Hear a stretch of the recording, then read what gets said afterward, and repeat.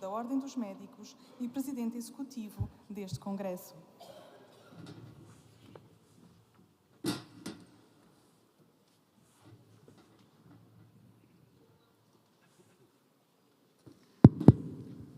Bom dia a todos. Antes de mais, agradeço a vossa presença neste 28º Congresso na minha cidade e na vossa cidade também de Coimbra. Coimbra hoje é de todos, é da Ordem dos Médicos. Vamos dar início a esta mesa, uma mesa sobre um tema que está sempre em cima da mesa, no fundo a reforma da governação do SNS. Eu penso que sim, quer dizer, as reformas acho que nunca estão completas e penso que um dos problemas do SNS é que ao longo dos anos não se soube autorreformar. Neste momento, na minha opinião, precisará de uma reforma mais profunda. Mas para isso temos aqui 3 experts que nos irão dar a sua opinião, a quem agradeço. E agora passo a palavra ao meu moderador, o Henrique Cabral, que é secretário da Ordem dos Médicos do Centro. Olá, bom dia a todos, muito obrigado pela vossa presença, cumprimento aqui todos os elementos do painel e sem grandes demoras passaria a palavra então ao nosso diretor executivo da CNS, ao professor Dr. Álvaro Almeida, assim, que penso que tem uma apresentação. Obrigado.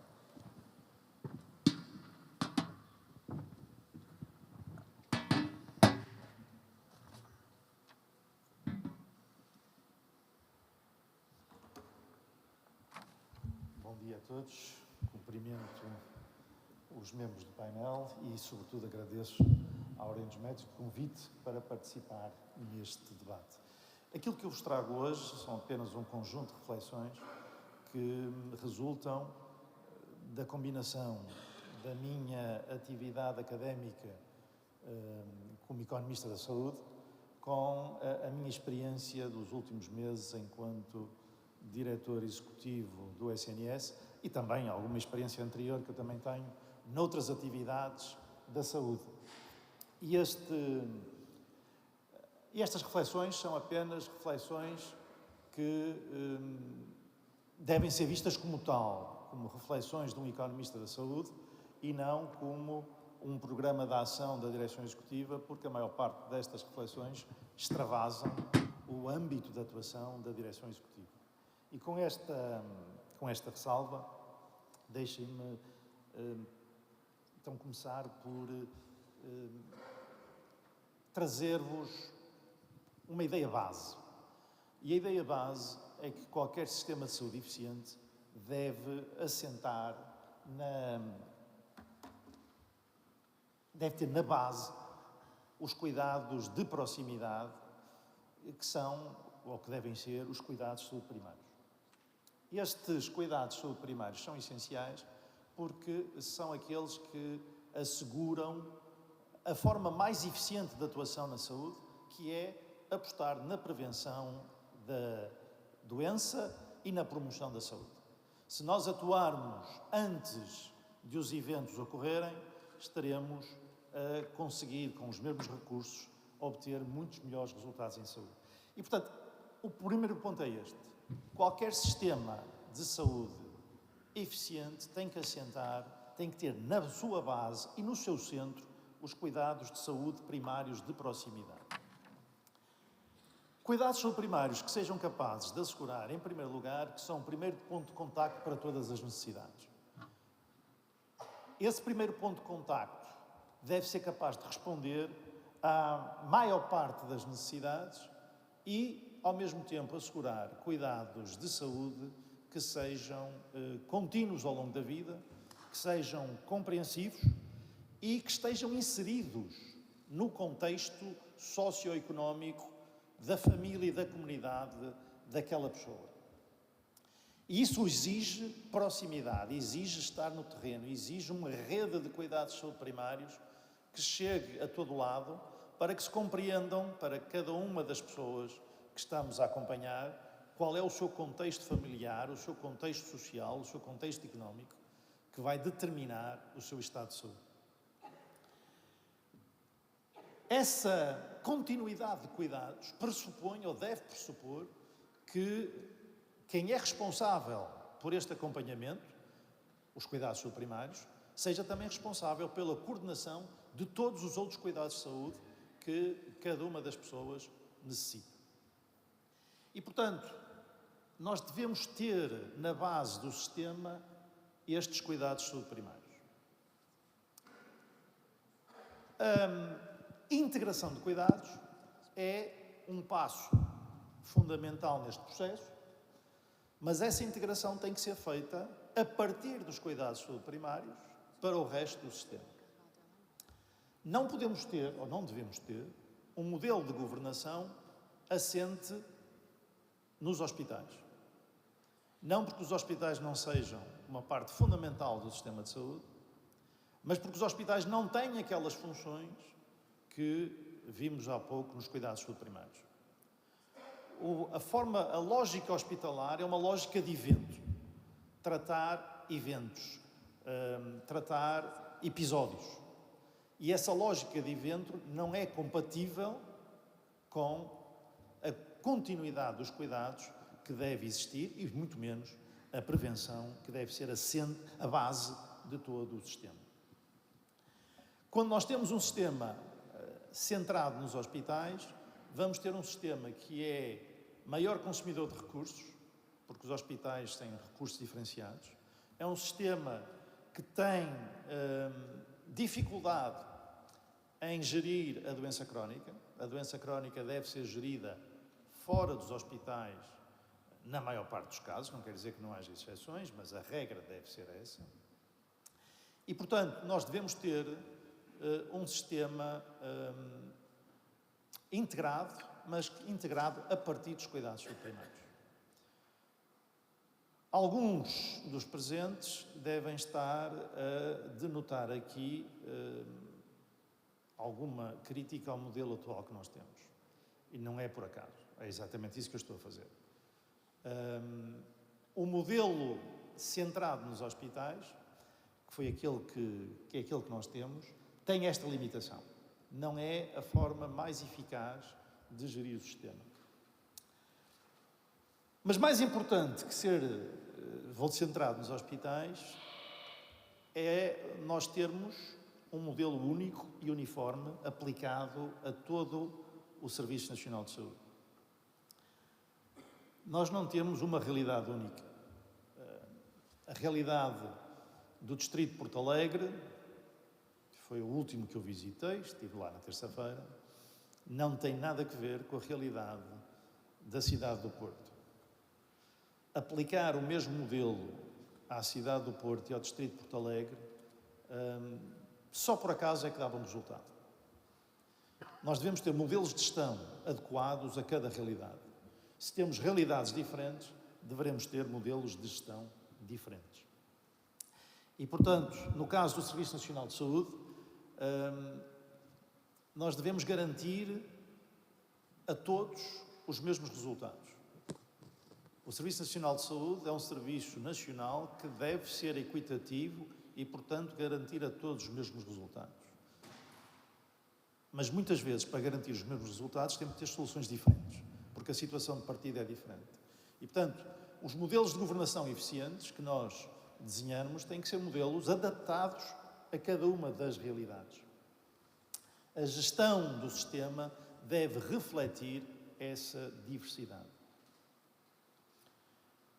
Um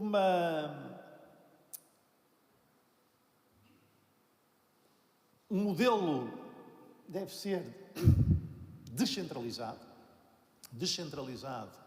no sentido em que em cada zona, em cada região deve haver um modelo adaptado a essa região, a essa necessidade, mas obviamente necessita de uma coordenação central, nomeadamente para os recursos escassos. O facto de termos descentralização e diversidades de modelos de governação não pressupõe, pelo contrário, exige que haja uma gestão coordenada de todos estes recursos. E, portanto, nós temos que ter, ou devemos ter, um Serviço Nacional de Saúde descentralizado, diversificado, mas com uma coordenação central que seja capaz de otimizar o funcionamento da rede, determinar quais são esses pontos da rede, o que é que deve ser feito em cada sítio, de maneira a maximizar os resultados em saúde que resultam desta atuação. Duas últimas notas na minha intervenção, duas últimas reflexões ou conjuntos de reflexões. O primeiro conjunto de reflexões é sobre o modelo de financiamento. O modelo de financiamento é provavelmente, ou provavelmente não, é mesmo, o instrumento mais importante de gestão do sistema. Se o modelo de financiamento for bem concebido e bem orientado, os resultados serão melhores do que se tivermos um modelo de financiamento cego e não adaptado às necessidades. E, portanto, da mesma forma que a gestão deve ser adaptada em cada região, também o modelo de financiamento deve ser diferenciado. E é um modelo de financiamento que deve premiar os resultados. Deve ser um modelo que beneficie quem gera melhores resultados, e os resultados que nos interessam são resultados em termos de saúde. Saúde das populações, de qualidade de saúde dessas pessoas. O modelo de financiamento por capitação é um modelo que tem enormes virtudes. Enormes virtudes porque, se for bem concebido, é um modelo que obriga as entidades que são financiadas por captação a gerirem os recursos de forma a garantir os resultados. O modelo de financiamento por captação tem a vantagem de ser mais previsível, de, para além de incentivar a gestão eficiente dos recursos, como eu já referi, reforçar a orientação para a prevenção e para o acompanhamento contínuo. Reforçar aquelas características dos cuidados subprimários que eu referi há pouco. E, portanto, nós devemos ter um modelo de financiamento por capitação assente nos cuidados primários. Os cuidados subprimários têm ou devem ser financiados por capitação. Mas isso não significa que toda a atividade do SNS e toda a atividade do sistema de saúde deva ser financiada por capitação. Porque, para além de não refletir a complexidade das diferentes unidades, o modelo de capitação não é o mais adequado para entidades, para unidades muito diferenciadas, que tenham, sobretudo aquelas, como os hospitais universitários, onde grande parte da atividade não está relacionada com a capitação, ou seja, não está relacionada com as necessidades da população da sua área de residência. E, portanto, nós devemos conceber modelos de financiamento que reconheçam essas diferenças, reconheçam os benefícios da capitação, mas que reconheçam também as diferenças no nível de diferenciação das unidades e que reconheçam que essas unidades devem ser premiadas não só pelos resultados que conseguem para a população da sua região, mas também pelos resultados que conseguem nas suas áreas onde são especialistas, onde são unidades altamente diferenciadas. E, portanto, temos que ter financiamentos ajustados a cada serviço, uma gestão descentralizada que incentive a inovação e que assegure percursos clínicos mais integrados e que gerem mais acesso. Nós, no Serviço Nacional de Saúde, temos que ser capazes de acomodar todas estas diferenças, ser capazes de assegurar que aquilo que é diferente é tratado de forma diferente para que os resultados sejam iguais para todos. Porque se nós tratamos de forma igual o que é diferente, os resultados vão ser diferentes. E é isso que nós não queremos. Queremos um Serviço Nacional de Saúde equitativo, mas equitativo nos resultados e não nos meios. Tem que haver diferença de meios para garantir resultados iguais. Finalmente,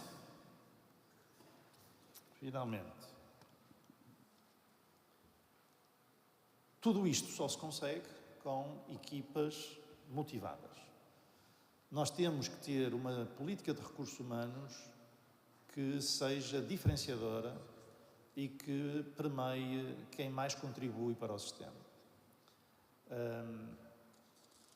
Que seja uma política de recursos humanos que permita que aqueles que se dedicam, que mais contribuem, que mais ajudam o Serviço Nacional de Saúde, também sejam devidamente recompensados, seja em termos remuneratórios, seja em termos de progressão na carreira, seja em termos de outras características desejáveis, como poder fazer investigação, fazerem aquilo de que gostam.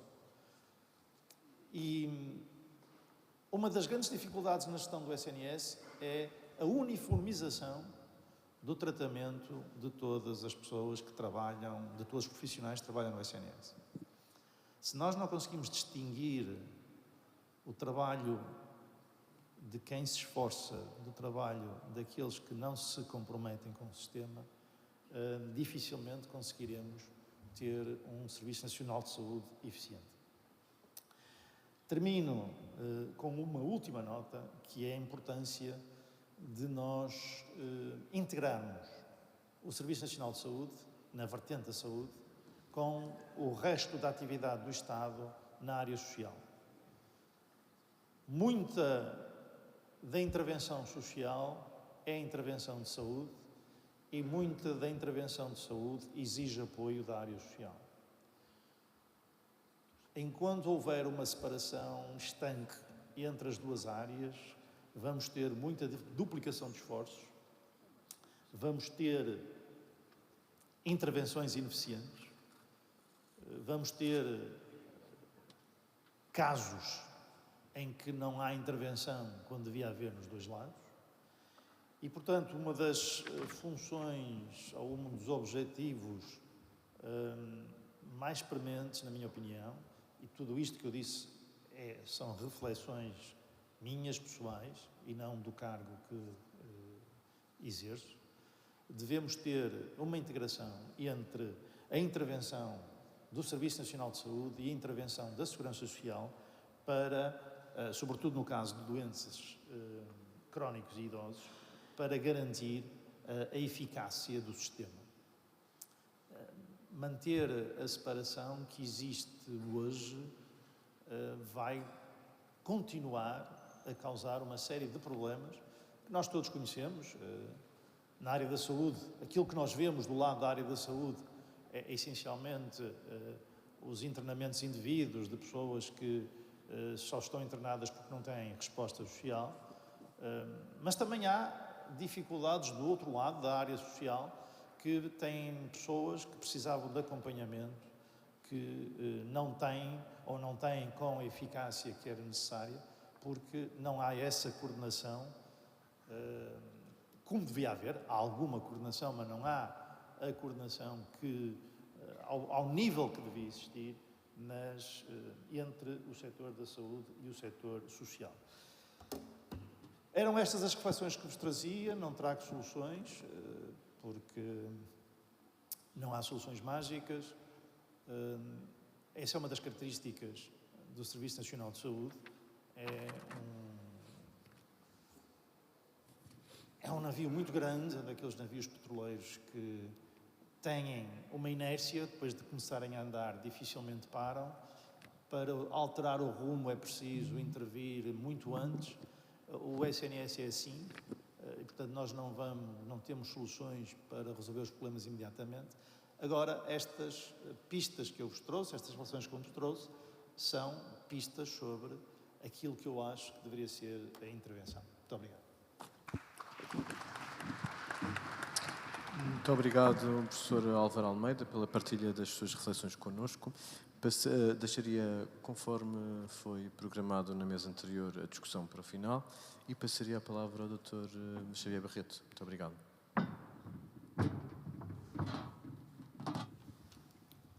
Muito bom dia a todos. Permitam que comece por vos cumprimentar e agradecer o convite à Ordem dos Médicos, na pessoa do professor Manuel Teixeira Veríssimo, e mais uma vez é sempre um gosto estar convosco. Eu trago aqui algumas reflexões sobre o tema autonomia hospitalar e responsabilidade institucional, e antes de passar ao concreto e, no fundo, uma análise daquilo que se passa atualmente em Portugal em termos de autonomia, eu queria dar-vos aqui algumas notas sobre o conceito de autonomia. Existem aqui três conceitos, se quiserem, três princípios que eu acho que são importantes quando falamos de autonomia. Em primeiro lugar, esta ideia de que autonomia implica poder escolher, poder decidir, mas decidir com base na razão, com base na evidência. Portanto, podermos decidir não nos impossibilita, eu diria até que obriga-nos a decidir e a justificar como é que decidimos. Portanto, no fundo, a fundamentar a nossa decisão. Não podemos pensar que, por termos esta capacidade, não temos que fundamentar. Em segundo lugar, esta ideia de que ser livre, de facto, muitas vezes é poder decidir de forma isolada, mas também é verdade que vivemos em conjunto na sociedade, mas também em conjunto quando falamos de uma rede de prestação de cuidados de saúde, em conjunto quando falamos de uma rede hospitalar, agora o LIS. Isso cria-nos obrigações e até interdependências que não podem ser ignoradas e, portanto, autonomia implica também ser livre ou aprender a ser livre em conjunto. No fundo, balancear, se quiserem, a liberdade e a responsabilidade de agir em rede. E, por último, este terceiro conceito, que é fundamental, que é não há liberdade sem responsabilidade.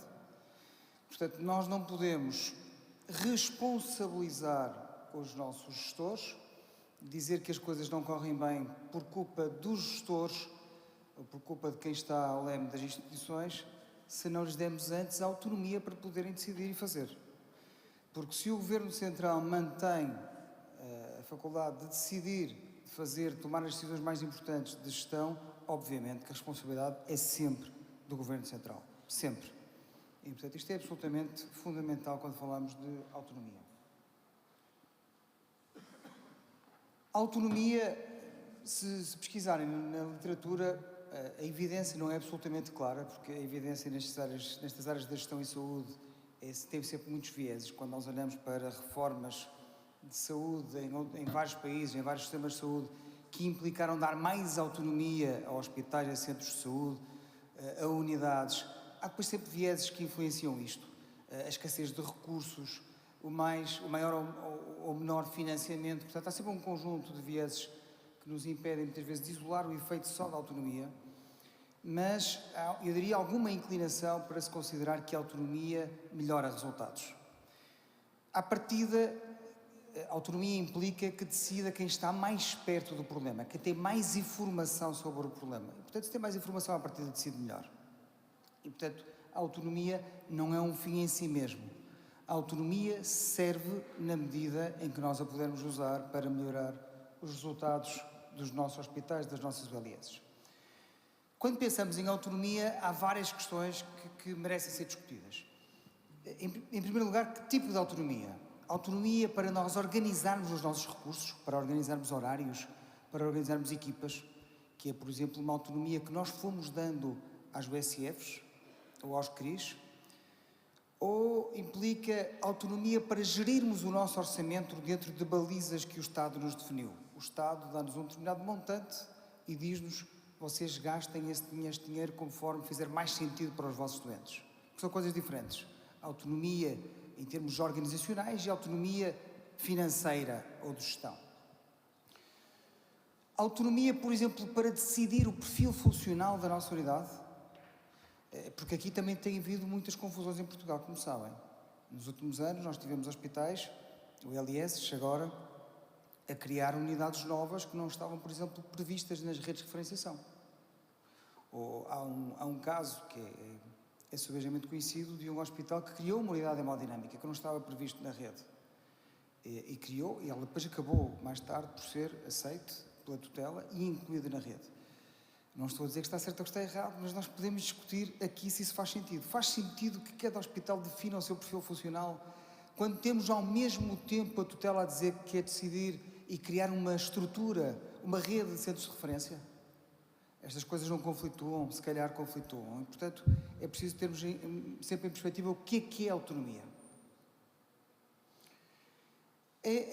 A autonomia no SNS foi tendo sempre altos e baixos ao longo dos últimos anos. Portanto, nós tínhamos até 2002, até à criação dos hospitais de empresa, praticamente não tínhamos autonomia. Os hospitais eram do setor público administrativo e, portanto, tudo aquilo que faziam tinha que ser decidido pelo Governo Central. Há depois um grande impulso de reforma na criação dos hospitais SA, aliás, portanto, hospitais empresa que trabalham à luz do direito privado e que tiveram, eu diria, um grau maior de autonomia. Até se compararmos aquilo que os hospitais SA podiam fazer em termos de recursos humanos, vemos que eles podiam, por exemplo, definir salários e incentivos que hoje não podemos. Nós podemos agora discutir se isso foi bom ou mau. Todos sabemos e conhecemos contratos que duram até hoje muito diferentes dos restantes contratos que foram criados na altura dos hospitais SA. Mas a verdade é que isto aconteceu durante 2, 3 anos até a criação dos hospitais EPE. E, portanto, podemos agora discutir se isto foi bom ou mau, se podia ser uma autonomia deste tipo, por exemplo, permitir aos hospitais criar incentivos, mas não para além de uma tabela salarial ou de uma baliza que estivesse acertada com os sindicatos. E, portanto, mas a verdade é que no tempo dos hospitais SA se fez. Que são transformados depois em EPE e temos depois a experiência das PPPs. Nós temos dito que as PPPs têm resultados diferentes e geralmente melhores, particularmente em termos de resultados financeiros, essencialmente porque gozam de um grau de autonomia que os hospitais geridos pelo Estado não têm. As PPPs não têm que cumprir o Código de Contratação Pública, fazem as compras de uma forma muito mais ágil, muito mais rápida e com outro tipo de negociação com fornecedores. Podem pagar salários para além da tabela que está negociada com os sindicatos e isto dá-lhes ferramenta que os hospitais públicos neste momento não têm. Portanto, podemos também mais uma vez discutir se isto faz sentido ou não e se faz sentido termos dentro do mesmo Serviço Nacional de Saúde hospitais que têm estas ferramentas e outros que não tenham e os problemas que isso pode criar. Nos centros de saúde também tivemos uma evolução. As USIFs, a criação das USIFs, primeiro USIFs tipo A e depois B, em 2007, 2008, deu aqui um grande impulso em termos de autonomia, não autonomia financeira, mas autonomia organizacional e até, por exemplo, a escolha das pessoas, a escolha dos recursos humanos é de facto um grau elevado de autonomia e que foi importante. E, portanto, quando falamos em autonomia, falamos essencialmente nestes grandes temas: nomeação de lideranças, gestão de recursos humanos, flexibilidade nas compras e investimentos. Eu vou acelerar aqui um bocadinho. Como é que estamos atualmente? A nossa estrutura, a estrutura de governação do Serviço Nacional de Saúde, em termos daquilo que previa para a autonomia dos hospitais ou das ULS agora, eu diria que aproxima-se muito de um modelo que eu considero correto. Qual é o problema? É que ele não é cumprido pelo Estado. O Estado previu que os hospitais todos os anos entregassem até ao dia 15 de outubro o seu plano de desenvolvimento organizacional. Esse plano fosse, numa primeira fase, avaliado pela direção executiva em conjunto com a CSS e que depois o Estado aprovasse estes planos até 31 de dezembro. E o problema é que o Estado não os aprova. Portanto, nós estamos agora a terminar o ano. O Estado aprovou há cerca de uma semana o quadro global onde, no fundo, tem que se encaixar estes planos de desenvolvimento organizacional, aprovou há cerca de uma semana, e ainda não aprovou os planos, não podia, porque não tinha o quadro global aprovado, e, portanto, os planos de desenvolvimento organizacional de 2025, que nos permitiam ter autonomia para, por exemplo, contratar pessoas ou fazer investimentos, estão por aprovar. Estamos quase em dezembro. Portanto, o problema é só este. Portanto, resumindo aquilo que vos venho dizer numa frase, é isto: os PDOs continuam a ser entregues pelos hospitais nos termos em que o Estado pediu e não são aprovados. E este é o principal problema na atualidade.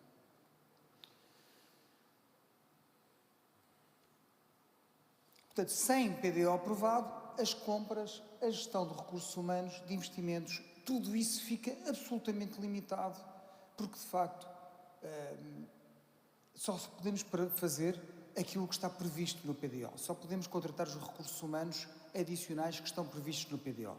Deixem-me dizer que tem havido algumas exceções. Por exemplo, a substituição de alguns profissionais pode ser feita sem o PDO aprovado e também para a contratação de médicos tem havido instrumentos adicionais, por exemplo, agora recentemente uma delegação de competências na direção executiva para contratar 250 médicos, mesmo sem PDOs aprovados. E, portanto, tem havido instrumentos adicionais que permitem aos hospitais contratar alguns profissionais, particularmente médicos. Naturalmente que para termos autonomia, para termos responsabilização, temos de ter lideranças capazes. Eu muitas vezes acho que o Estado não dá autonomia aos hospitais porque tem medo daquilo que alguns líderes possam fazer, o que é absolutamente lamentável. Não é? Nós temos alguns hospitais em que as lideranças de facto foram nomeadas sem ter qualquer experiência, sem ter qualquer formação, muitas vezes sem ter, eu diria, as qualidades, o perfil para estarem a gerir uma OLS. E depois, admito que, colocado no papel do Estado, às vezes é difícil entregar àquela pessoa 500 milhões de euros para ela gerir e esperar que corra tudo bem.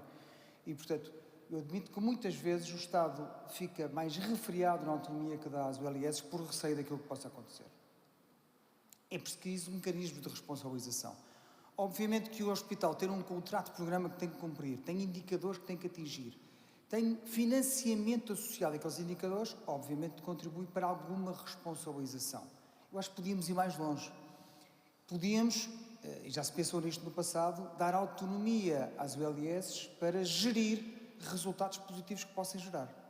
Dizer às ULS, ou aos CRIs, ou às USFs, porque podemos trazer isto para um nível de gestão intermédia, a autonomia não pode não ser só no topo, pode ser também na gestão intermédia, e dizer às unidades, devem gerir o melhor que puderem e se tiverem aqui resultados positivos, este dinheiro é para a equipa, é para investimentos, é para o vosso hospital, para a vossa ULS.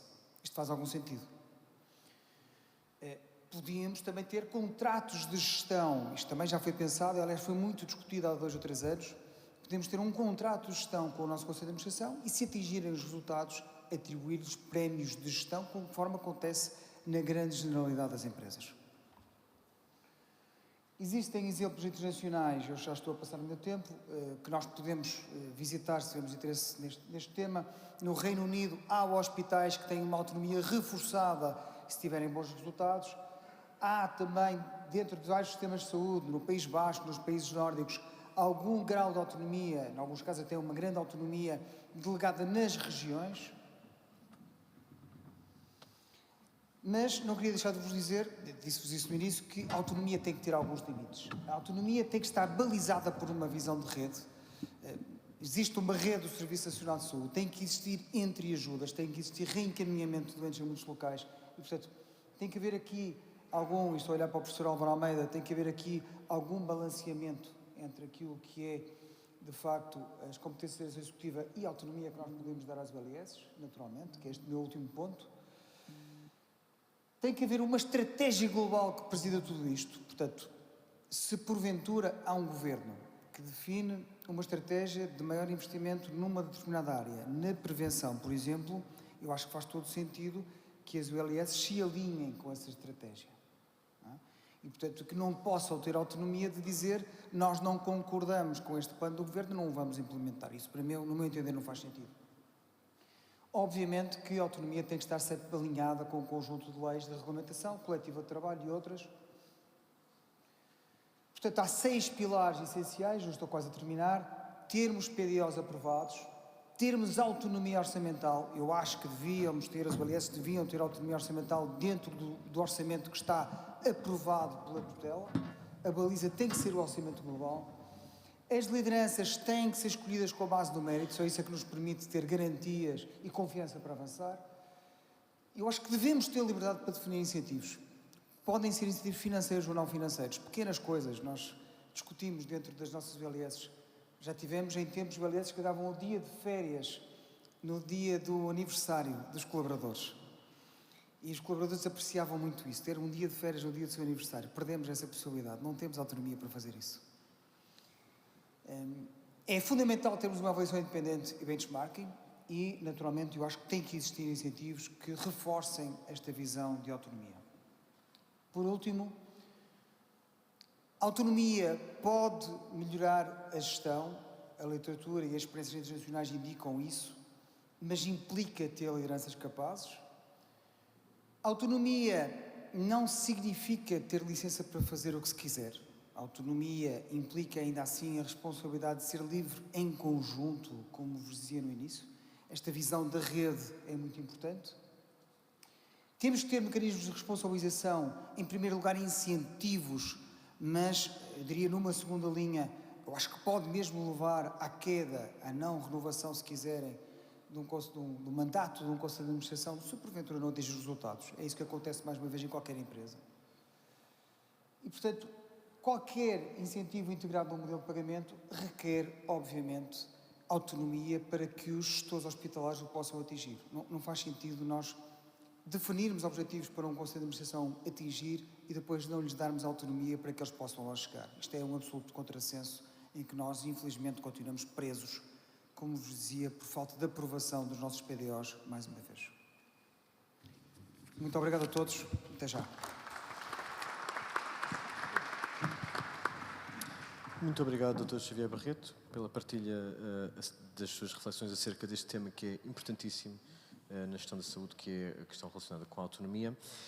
Pedia de seguida que o professor Adalberto Campos Fernandes partilhasse também um pouco das suas reflexões sobre este tema, que desde já agradeço.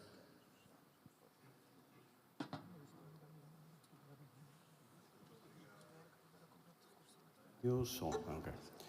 Muito obrigado. Permitam-me que, em primeiro lugar, cumprimento o Sr. Secretário de Estado da Gestão e da Saúde, que acabou de chegar. Naturalmente, os órgãos sociais da Ordem dos Médicos aqui representados, o Sr. Bastonário, os companheiros de painel e todos os amigos e amigas que estimo ou julgo serem, na sua maior parte, colegas de profissão. Eu aproveitei, disse aliás em tom de brincadeira aos meus companheiros de painel, que faria uma coisa que eu ouvi, salvaguardando as distâncias há muitos anos, era eu miúdo, o Dr. Mário Soares dizia sempre que a prerrogativa de ser o último a falar é que lhe dispensava de escrever discursos e apresentar slides, porque comentava aquilo que os oradores precedentes tinham apresentado. E, portanto, eu, de alguma maneira, as apresentações tiveram tanta qualidade que eu vou fazer um pouco uma intervenção baseada também num comentário. Dizer-vos que nós, independentemente da nossa simpatia filosófica, política, cultural, nós estamos em Coimbra. Coimbra, desde há muitos anos, é reconhecido como o epicentro da saúde e da criação desta ideia filosófica tão nobre e tão ambiciosa que, em 78, António Arnaud desenhou e levou a cabo.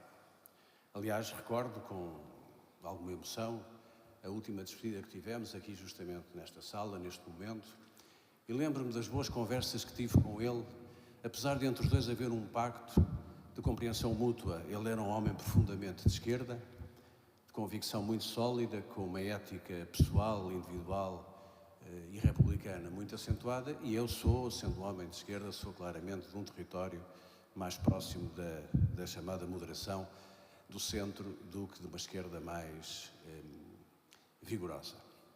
E muitas vezes falávamos disso e falávamos do que é isto de ter um Estado social e de olhar para o Estado social não como uma criação de uma esquerda, aliás, porque na Europa, a seguir à guerra, a maior parte dos países que criaram um Estado social foram até países com governos conservadores e até democratas cristãos, mas a ideia de que a saúde é o território, é a zona, é o terreno onde a igualdade se concretiza e se realiza com maior acuidade, onde a diferença entre os que têm mais e os que têm menos se exprime com maior intensidade. E, dito isto, porque estou em Coimbra, numa cidade que é, talvez do ponto de vista simbólico, aquela que mais nos remete para a ideia de saúde e para a Fundação, na terra do seu fundador, do Serviço Nacional de Saúde, trazer-vos aqui apenas alguns tópicos. Nós andamos nisto há alguns anos, há muitos anos, e recorrentemente mudam os governos, mudam os partidos, mudam as maiorias, e no essencial nós dizemos todos a mesma coisa.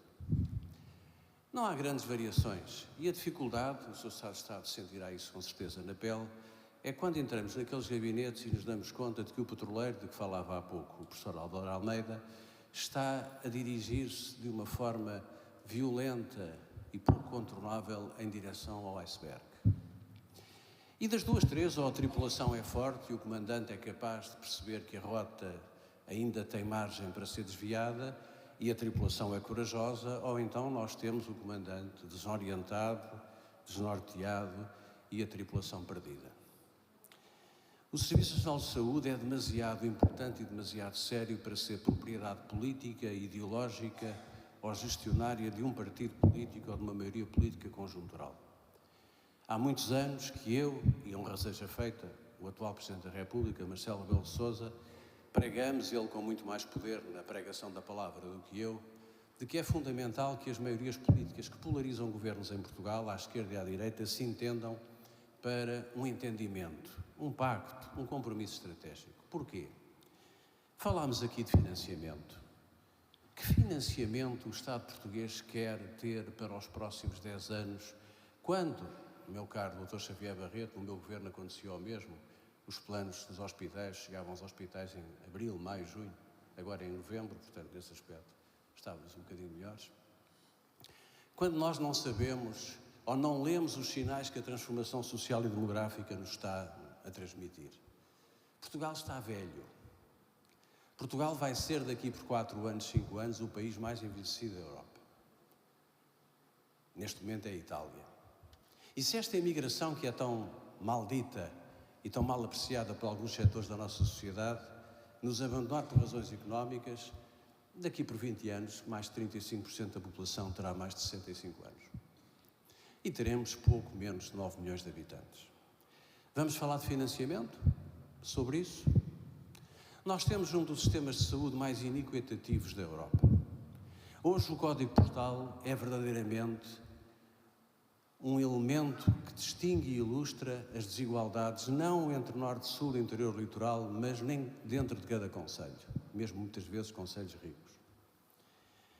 Temos pagamentos diretos, para além dos impostos, nós pagamos todos quase 2.000 euros por ano através dos impostos para o SNS, dizem-nos no orçamento que é quase 17 mil milhões, mas por favor não nos omitam a despesa rolante e a despesa não explícita. Nós sabemos que estamos a bater os 20 mil milhões e passámos do tempo em que eu fui governo e o meu antecessor Paulo Macedo, ambos com 9 mil milhões, e estamos agora com 20 mil milhões. Isto é inaceitável. Não nos venham dizer que o problema do SNS é porque existe aqui uma grande maré de fraude. Isto é um bando de corruptos. É preciso pormos um super juiz à frente de tudo isto, porque os médicos, os enfermeiros, os profissionais de saúde e os administradores são todos estruturalmente corruptos. É mentira. O que existe no SNS, ainda há pouco eu falava com o seu diretor executivo, e ele concorda comigo, é essencialmente ineficiência e desperdício. E haverá seguramente 5, 6% de pessoas que deveriam estar na cadeia. Nós criámos, e bem, em 2005 as USFs do tipo A, tipo B, um modelo interessante, inteligente, com muita autonomia, proximidade, e na altura o objetivo era acabar com o flagelo de Portugal ser o país da OCDE com mais episódios de urgência hospitalar. Hoje todo o sistema está em USFBs e Portugal continua a ser o país da OCDE com o maior número de urgências hospitalares. Explodimos a despesa do lado dos cuidados de saúde de proximidade, continuamos a explodir a despesa do lado dos hospitais. Criámos uma indústria que se chama a indústria do médico tarefeiro. Inventaram-se os tarefeiros em 2006, na altura da pré-intervenção externa e da ruptura financeira extrema. Eu falo do que sei, porque na altura participei nos encontros e nas reuniões com o Fundo Monetário Internacional, com a Comissão Europeia e com o FMI, e senti o que é a humilhação de um país perante credores, mas criámos isso para desviar a ideia da contabilidade dos recursos e transformar isso em fornecimento de serviços externos. De 2015, 2018 para cá, multiplicámos por 5 a despesa com médicos tarefeiros. Os médicos tarefeiros são colegas nossos, que podiam hoje ser especialistas, podiam estar integrados no quadro profissional das nossas unidades de saúde, e os governos, aliás, eu só dei inicialmente o anúncio deste governo, mas pelos vistos já houve um recuo, de que os hospitais não deviam estar autorizados a contratar por ano mais do que 10% de médicos em tarefa para zonas do ano, como são as zonas do verão e do Natal, onde há carências que são de caráter sazonal.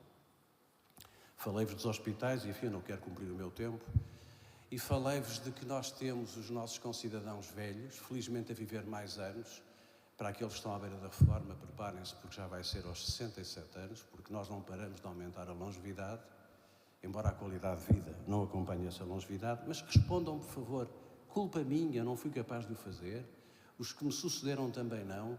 O que é que nós fazemos aos doentes agudos ou aos doentes crónicos agudizados? Quando chegam a um centro de saúde e lhes dizem vá para o hospital porque tem que fazer uma chapa e eu aqui não lhe posso fazer a chapa. Depois, o Sr. Diretor Executivo falou, e muito bem, da integração com o setor social. Mas eu queria chamar a atenção de todos aqueles que sabem que Portugal é a 44ª economia do mundo. É, portanto, um país que está no primeiro quartil dos países mais ricos, sendo o país mais pobre da Europa e os mais ricos quando nós olhamos para os continentes africano e sul-americano, que tem no conjunto dos agregados de respostas em saúde e resultados 15º, 16º lugar, que tem a maior despesa privada fora do bolso depois de impostos, 2.000 euros por ano para o SNS, mais a ADSE, mais metade da população com seguro de saúde. Não há nenhum país na Europa, nenhum, nem os países mais ricos que estão no norte da Europa e que têm serviços nacionais de saúde, que tenham metade da população com seguro de saúde. O esforço das famílias é brutal pela despesa direta e pela despesa indireta. Isto é a medida da ineficiência, ou seja, nós, para além do que pagamos pelo SNS, estamos a pagar outro tanto para subsistemas e para seguros de saúde. E, finalmente, queria-vos deixar aqui uma nota de reflexão sobre aquilo a que se chamam as reformas. Se há talvez palavras sobre a qual a Universidade de Coimbra e outras universidades do país deviam fazer um exercício académico, é o que é que os governos entendem por reformas.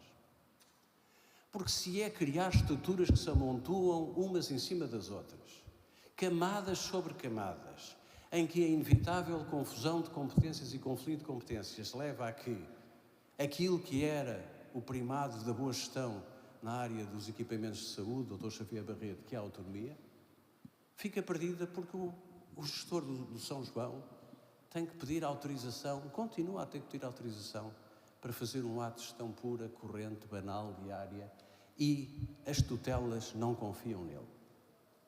O desafio que eu deixo, portanto, é que nos deixemos de criar mais estruturas, mais níveis. Acabámos com as ARS e hoje acordamos de manhã e descobrimos que nasceram 5 ministros regionais.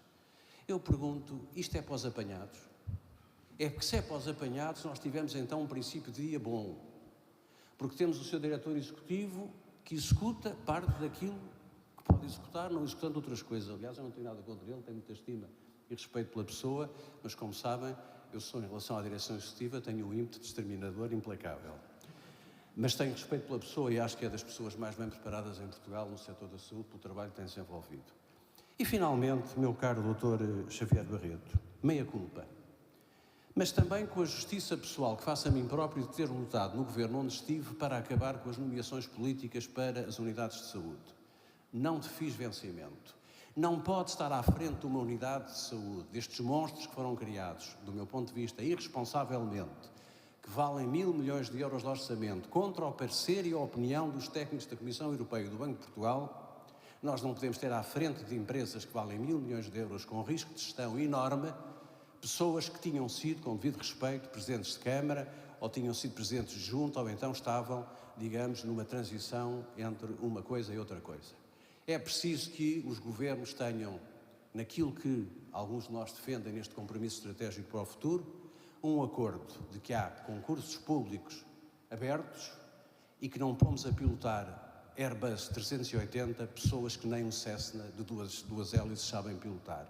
Depois é natural que os gestores competentes sejam tratados de uma forma com base na desconfiança, porque pagam o justo pelo pecador. O que eu vos queria dizer para concluir é: nós temos um dos melhores serviços nacionais de saúde do mundo. A única diferença é que nós olhamos para ele como um território de pequenos poderes, de pequenas capelas. O registro de saúde eletrónico arrasta-se. E não me venham dizer que tanto a prescrição eletrónica feita desde 2018 a 95%, que descobrimos agora que alguém prescreve medicamentos. Não brinquem connosco, porque nós somos todos contribuintes, pagamos todos muita carga fiscal e, portanto, temos todos responsabilidades, todos, nisto, e eu não estou a dizer que a responsabilidade também não é de quem exerceu cargos políticos e de quem está na vida pública atualmente. Portanto, a aplicação do Estatuto do Gestor Público, o Dr. Xavier Barreto, está pronto desde o fim da década de 2000, premiar os melhores, remunerar bem os melhores, despedir os piores e, efetivamente, não usar os administradores dos hospitais como botes expiatórios ou boias de salvação para salvar a nossa própria pele enquanto estamos a ser líderes políticos. Isso fica muito mal a um político, é de facto utilizar alguém que está na linha inferior, na linha de base, como bote expiatório para salvar a sua própria posição. Desejo, não vale a pena, tenho que fazer aqui o meu disclosure, toda a gente sabe que eu estou envolvido num projeto político atualmente, não sei se vai ganhar, se vai perder, mas quem ganhar a seguir em janeiro, que tenha o bom senso de uma vez por todas de sentar à volta de uma mesa e dizer: a saúde é para os nossos filhos, é para os nossos netos, e é para nós que estamos a envelhecer e que estamos a ficar isolados, sós e desapoiados, sobretudo se estivermos naquele segmento da população onde a pobreza bate em 40% antes de transferências sociais. Uma nota de humor e de boa disposição. Nós temos um sonho. É que Portugal possa aproveitar o seu SNS e fazê-lo funcionar como funciona na Suécia, na Dinamarca, na Finlândia, países que têm modelos Beveridge como o nosso. E onde os cidadãos têm orgulho de pagar 50% de impostos. E, finalmente, o segundo objetivo, que atinjamos o standard do Japão, o país mais envelhecido do mundo onde ninguém morre. Muito obrigado.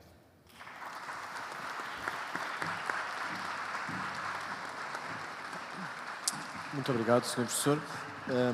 Vamos então aproveitar, estamos ligeiramente atrasados, mas vamos cumprir o quarto hora académico e vamos até às 12h15. E posso abrir a discussão à plateia, se houver alguma questão que nos coloquem. Não havendo, eu vou lançar... ok. Ok, quem está? Olá, bom dia a todos. Queria começar por me apresentar. Sou Ana Reis, faço parte do Conselho Regional Norte da Ordem dos Médicos e começar por vos agradecer a todos pelas belíssimas reflexões. Foi um prazer ouvir-vos. E deixar aqui uma questão para o Dr. Álvaro Almeida, especificamente, porque, de facto, durante a sua apresentação foi um gosto ouvir as suas reflexões. Em alguns momentos até senti que me estava a ouvir nas minhas reflexões internas também, e foi bom ver isso representado no PowerPoint. No entanto, no final da sua apresentação, esta alegria deu um lugar a um certo choque, aliás, um absoluto choque. Quando ouvi o diretor executivo do SNS dizer perante esta ilustre plateia de médicos que não há soluções. E eu não peço soluções milagrosas, aliás, como fervorosa católica não espero que cumpra nenhum milagre, mas de facto soluções será o que esperamos de si. E estas foram as suas palavras: não tenho soluções. E, portanto, gostava de lhe pedir, e pelo respeito que lhe tenho, que tenho bastante, se gostava de rever um bocadinho aquilo que disse e dar-nos a oportunidade, não de metermos as coisinhas ao bolso e irmos todos embora, porque não há soluções, e resignarmos a isso, mas se quisesse rever um bocadinho aquilo que disse e pegando no tema Um Rumo para a Saúde, se nos conseguisse dar aqui 2 ou 3 objetivos, um rumo para que nos possamos juntar assim nesta luta de salvar o SNS, 2 ou 3 coisas simples, soluções que depois das suas reflexões tenha chegado. Pronto. E gostava de terminar só congratulando o Dr. Xavier Barreto, que tenho a oportunidade de ouvir várias vezes, mas hoje foi bastante refrescante ouvir uma pessoa com uma noção tão aberta daquilo que se passa no terreno. Foi muito bom ouvi-lo. Obrigada a todos. Claro que sim, claro que sim. Muito obrigado. Muito obrigado por me dar a oportunidade, porque devo-me ter expresso mal, porque aquilo que eu disse não era que eu não tinha soluções, é que não vos trazia soluções hoje, que é uma coisa diferente. E não vos trazia soluções e no fundo trouxe-vos soluções, e também disse isso, que as pistas do que eu disse já apontavam um caminho, não é? Tudo o que eu fui dizendo tem por trás um caminho apontado que deve ser seguido. A única coisa que eu não vos trouxe foram soluções concretas de como seguir esse caminho. Mas há um caminho, há linhas de orientação que podem, e na minha opinião devem ser seguidas. A forma concreta como isso deve assumir não vos trouxe porque não está no domínio da intervenção da Direção Executiva. E, portanto, não estando no domínio da intervenção da Direção Executiva, não deve ser o Diretor Executivo a trazer essas soluções. Ou melhor, a trazer-vos a forma concreta como essas soluções podem ser implementadas, mas terei todo o gosto, noutro contexto, em lhe dar algumas sugestões e algumas indicações de como é que eu acho que faria, agora não enquanto representante da Direção Executiva, porque essas soluções todas passam por alterações, por as tais reformas que falava o professor Adalberto Campos Fernandes, que são da responsabilidade do Governo e não da Direção Executiva. A Direção Executiva compete executar aquilo que o Governo determina. Por isso é que eu não vos trouxe soluções concretas, porque não compete à Direção Executiva apresentar essas soluções, compete ao Governo. Trouxe-vos reflexões que, na sua essência, já indicam um caminho que, na minha opinião, deve ser seguido. E já agora também aproveito para reforçar algo que o professor Adalberto Campos Fernandes disse, que é, nós já nos conhecemos há muitos anos, somos suficientemente velhos os dois para já andarmos neste circuito das conferências há 2 décadas, pelo menos, onde nos ouvimos e, ao longo dessas 2 décadas, verificou-se aquilo que se verificou hoje. Na essência estamos de acordo, temos divergências em algumas soluções concretas, mas na essência estamos todos de acordo, e quando estamos todos, inclui também aqui o Dr. Xavier Barreto, porque tudo aquilo que ele disse da autonomia, nós subscrevemos. Eu só queria, sobre aquilo que disse, mais uma vez, nos detalhes podemos estar em desacordo, e eu queria referir 2 detalhes em que estamos em desacordo. O primeiro é a questão da sua opinião, que não é um facto, é uma opinião, de que a falta de autonomia resulta de desconfiança face aos gestores. Não parece que seja isso. Aí discordamos. Não parece que haja uma questão de desconfiança face aos gestores. O que há, no caso da falta de autonomia, é uma questão de restrições orçamentais. E, essencialmente, quando falou nos PDOs, os PDOs poderiam ser um instrumento, de facto, não há nada que as ULS pudessem ter feito com os PDOs já aprovados, diferente do que fizeram.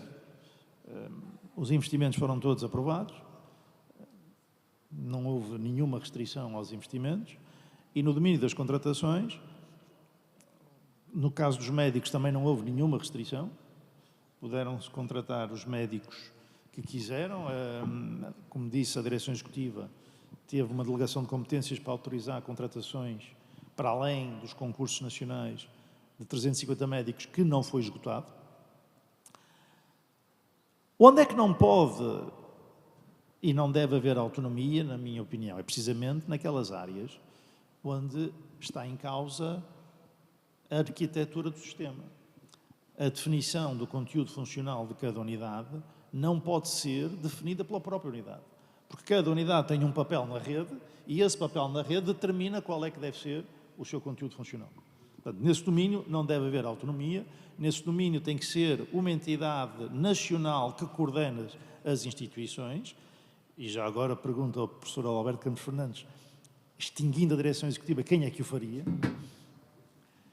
E já agora adianto, se for à CSS, como é que junta a parte financeira com a parte operativa? Se acha uma boa solução juntar as 2 coisas na mesma instituição?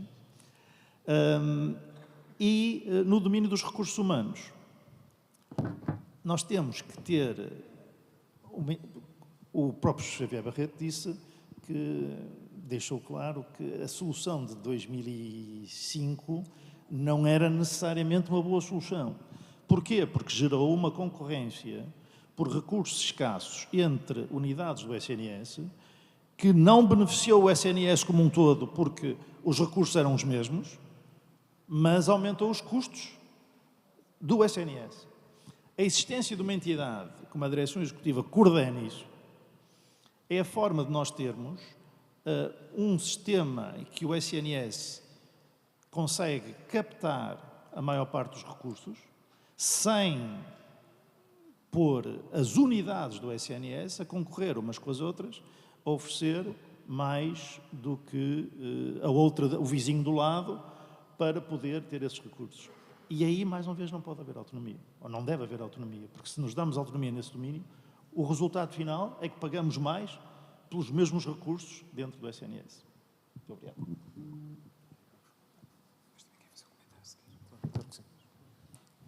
Sim, estamos dentro do tempo, temos ali o ecrã mágico.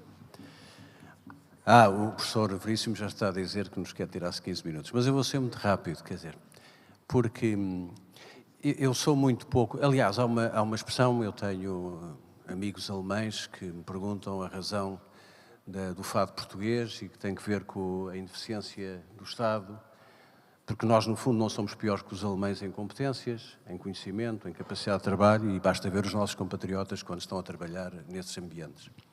Nós somos, sobretudo, pouco eficientes no planeamento, somos muito dados ao improviso, e entre dois pontos, enquanto o alemão define uma reta, nós definimos um zigue-zague. E isso chama-se ineficiência.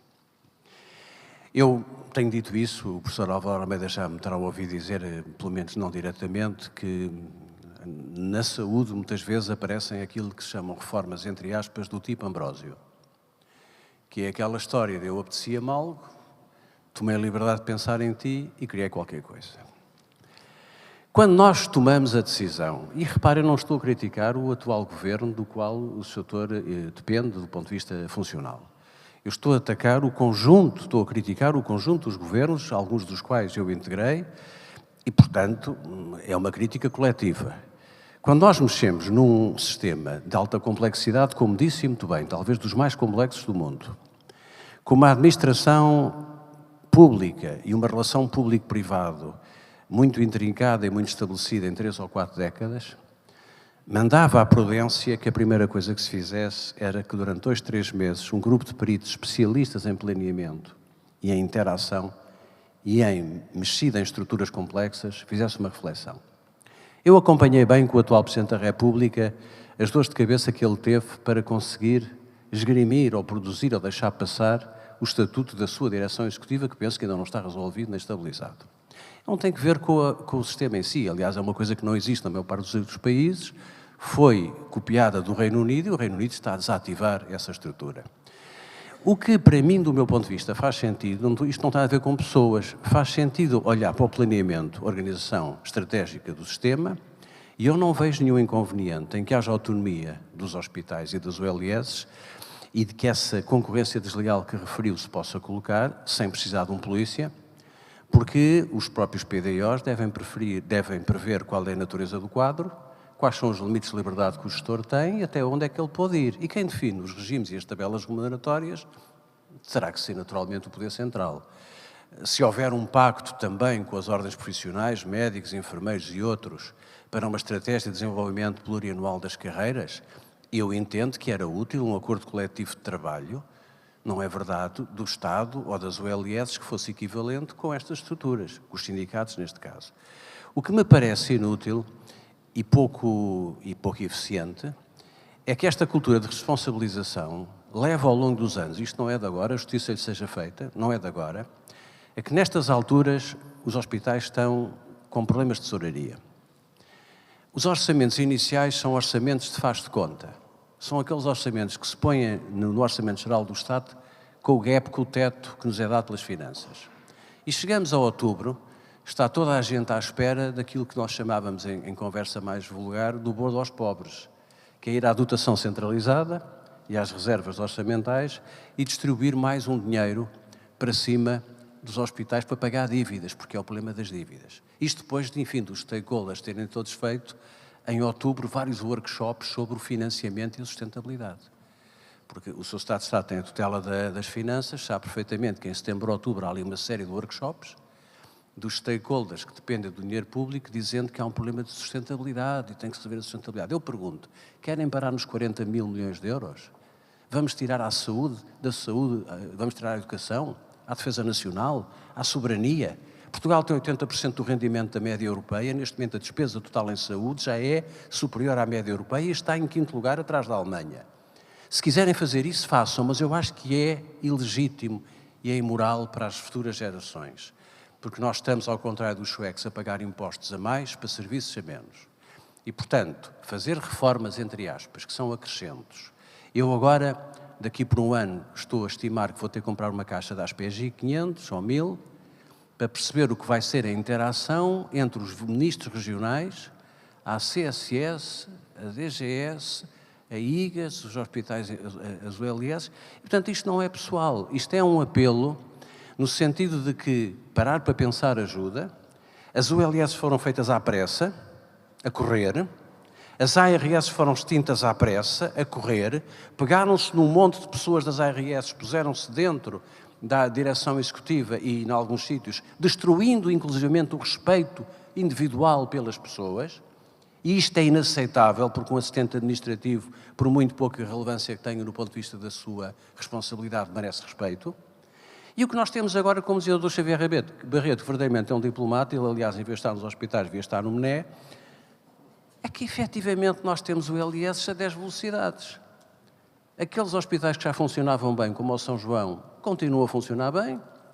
E eu convido, agora para terminar, tenho que concluir, saudando a Sra. Presidente da Câmara Municipal de Coimbra, a Sra. Professora Ana Abrunhosa, que eu fico disponível para fazermos uma visita ambulante pelo país todo, pelas ULS todas, para nós vermos de facto aquilo que está a ser o terreno e dizer-vos que mexer em coisas complicadas com soluções simplistas, voluntaristas e querendo fazer a ideia de que há soluções mágicas, não dá.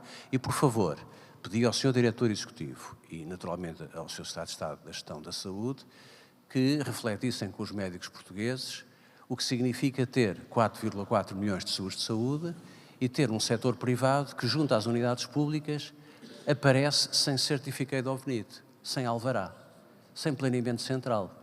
Podem dizer que vamos mexer nas carreiras dos médicos, não haverá dinheiro que sirva, porque os médicos legitimamente querem fazer pela vida, querem ter uma vida digna e razoável e, portanto, se têm uma oportunidade, têm uma oportunidade. Portanto, são reflexões, eu para responder àquela colega que o elogiou tanto e depois no fim fez-lhe o que o Dr. Ventura fez ao Dr. Mendes no debate, eu o felicito, porque tem futuro na política, dizendo que o senhor não tinha soluções. Agora, o que eu quero dizer, eu também não tenho as soluções mágicas e o meu contributo cívico, tal como o seu, há muitos anos que andamos nisto, é nós levantarmos os problemas e até lhe digo, convidá-lo desde já para um pacto estratégico, para um compromisso estratégico para 10 anos, para os próximos anos, porque isto hoje está lá o PSD, amanhã está lá o PS, isto vira ao disco e toca ao mesmo, e se nós não fizermos isto, nós andamos sempre atrás das reformas uns dos outros.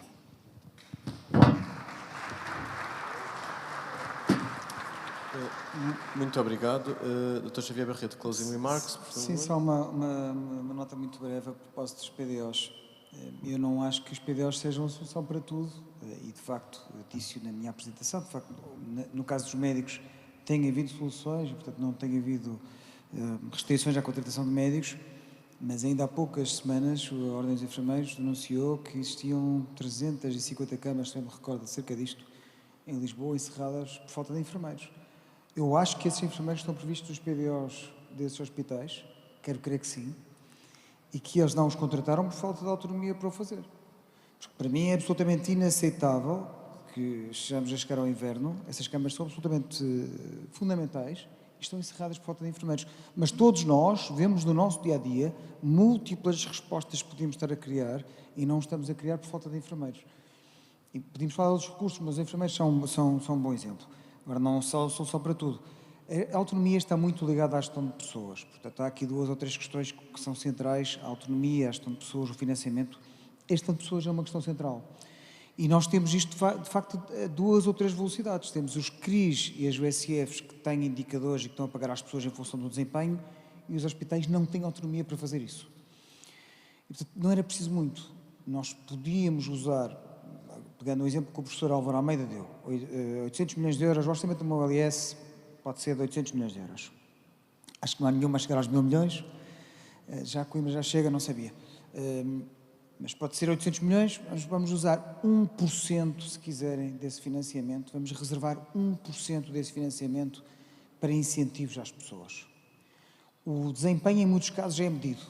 Grande parte dos trabalhadores já tem desempenho medido por SEADAP e, portanto, nós podíamos reservar 1%, para além de todas as outras ferramentas, pequenas coisas, o dia de férias, o ajuste do horário, tudo isso é importante, mas bastava este pequeno sinal para mudar a forma como nós olhamos para a gestão de pessoas. E, atualmente, não temos autonomia para fazer isso. Portanto, essa é a questão. Obrigado. Okay. Muito obrigado a todos os presentes no painel. Este é certamente um assunto que nós poderíamos ficar aqui a debater durante toda a duração do Congresso, mas infelizmente não podemos. Agradeço a todos e passo a palavra novamente à Liliana para continuar os trabalhos. Obrigado.